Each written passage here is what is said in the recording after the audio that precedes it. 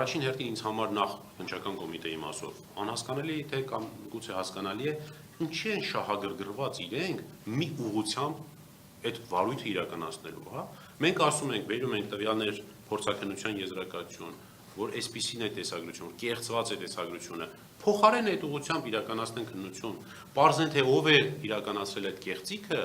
իրանք կարծես անձնական շահագրգռվածություն ունենալով ամեն անգամ առիթն օգտագործում են այն կեղծ թեզը պնդելու, թե դա արդեն հաստատված է, որ դա Արշակ Սրբազանն է։ Հենց այս պահից հաստատվեց, որ տեսագրությունները գոյություն չունեն, հետևաբար տեսագրություններում պատկերված անձը նախ ինքը գոյություն չունի իրականության մեջ, եւ այդ անձն էլ բնականաբար որևէ առնչություն չունի Արշակ Սրբազանի հետ։ Նախին Գևորգ Սրբազանի մասով։ Կարծես թե ամենաշահագրգռիչ անձանցից մեկը ինքը լինի, որ առիթը բաց չի թողնում ամենատարբեր հարցազրույցներում անդադար պնդումներ անելու, թե դա հաստատված փաստ է, թե դա եղած փաստ է, կարծես չգիտեմ, կամ նկարանում նա ինքը իրականացրել, կամ դրա մոնտաժը։ Երկուսից մեկը գոնե իրականացրած լիներ, որ նման պնդում աներ։ Ակնհայտ է, որ ունի որոշակի շահագրգռվածություն, բայց ես իրեն մի այսպիսի, քանի որ ինքը վերջերս մի հարցազրույցում ինձ էր նաև անդրադարձել, մի այսպիսի հողում ունեմ կամ կոչ ունեմ իրեն։ Բոլորդ գիտեք, իր հետ կապված մի ձայնագրություն կար, հեռախոսային խոսակցություն։ Այ ես հորդորում եմ իրեն, քանի որ ինքը պնդում է, թե այդ ձայնագրությունը հեռախոսային կեղծ է, ես հորդորում եմ իրեն ինքն էլ միջազգային փորձաքննություն նշանակի եւ այդ միջազգային փորձաքննությունով իր ասածը փորձի հաստատել։ Տեսնենք, ընդ որում պարտադիր չի միջազգային փորձաքննություն, այդ փորձաքննությունը նաև Հայաստանի Հանրապետությունում էլ կարող է իրականացնել եւ ես վստահեցնում եմ որպես փաստաբան, որ ամենատարբեր գործերով նման փորձաքննությունների մասնակից եմ եղել, բավարար են տվյալները, որպեսզի փորձագետը հաստատի կամ հերքի այդ ձայնը, որ հնչում է իր ձայնն է թե ոչ։ Հետևաբար կալանքում գտնվող անձի հետևից բամբասելու փոխարեն եւ այդ առիթը օգտագործելով, որ անձը գտնվում է կալանքում, ճիշտ կլինի ինքն էլ մի ուժ գտնի իր մեջ եւ իր կողմից այդ ձայնագրություն ուղարկվի փորձաքննության, որպեսզի տեսնենք այդ ձայնագրության հետ ինքը առնչություն ունի թե չունի։ Ես ուզում եմ կարճ նաև անդրադառնամ հայտնի այդ բարենորոգման, թե բարեկարգման հանձնաժողովին։ Ինչպես հիշում եք, որի անդամ է նաև նախկին հոգևորական Արմանը Սարոյան։ Ինչպես հիշում եք, այդ հանձնաժողովի ստեղծման հիմքերից մեկը այն էր, որ եկեղեցում մասնավորապես Արշակ Սրբազանի շուրջ տեղի է ունեցել մի բարոյականության հետ առնչություն չունեցող իրադարձություն, որի վերաբերյալ վեհափառը համապատասխան արձագանք չի տալիս եւ դրա նպատակով իրենք այսպես միացան այդ կոչին եւ ստեղծեցին այդ հանձնաժողովը, որպեսզի բարեկարգեն եւ այլն եւ այլն։ Հիմա հաստատվեց, որ այդ տեսագրությունները կեղծված են եւ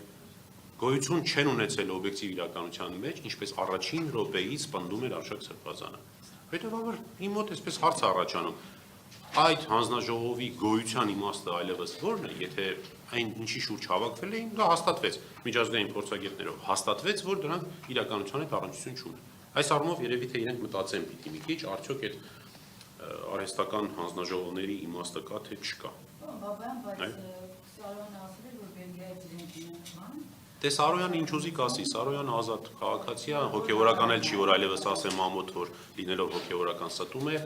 ազատ քաղաքացի է, որոշակի կողմնորոշումներ ունեցող քաղաքական, ինչ ուզի կասի, ունեն թող ցույց տան։ Բա ուր է, բայց այսքան ժամանակ ինչի չկա։ Նույնիսկ Հայաստանում չեն իրականացրել փորձաքննություն այս հարցերով։ Բա ուր է այդ փորձաքննությունը։ Ոչ մեկ չգիտի։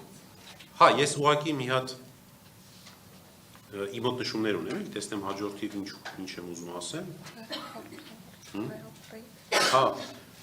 այս մասով ժողովուրդ, որ խոսեցինք այդ բարեկարգման, թե բարենորոգման հանձնաժողովի, նաև այդ նախկին հոգևորականի մասով, ինչպես հիշում եք, անդադար պնդումներ կա, որ